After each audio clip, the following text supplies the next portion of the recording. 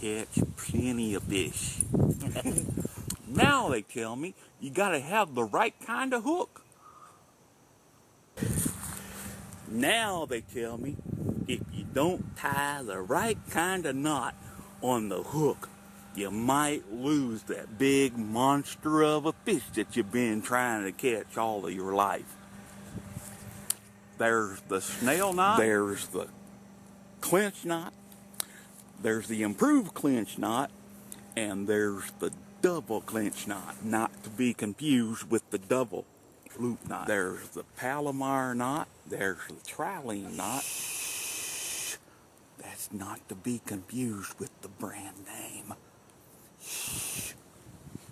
Shoot, forgot my line. There's the blood knot and the improved blood knot. Whatever that is. There's the arbor knot.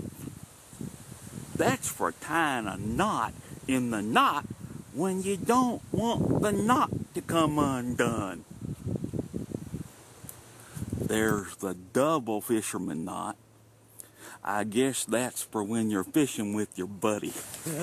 And there's the uni knot. I guess that's when you're fishing alone.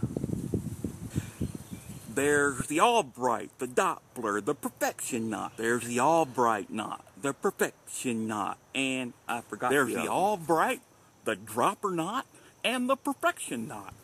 Then there's the Rapala knot. That's another one of them name brand knots that you gotta tie. Wait a minute. Stupid people don't know how to tie knots.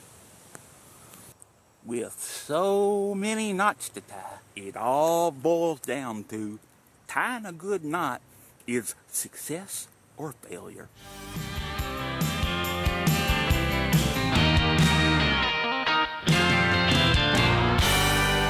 Not to be confused with... Uh-oh. I forgot. Boy, I'd like to thank the person that thought of that. I'd like to thank the person that thought of that. Boy, I'd like to thank the person that thought of that. Boy, I'd like to thank the person that thought of that.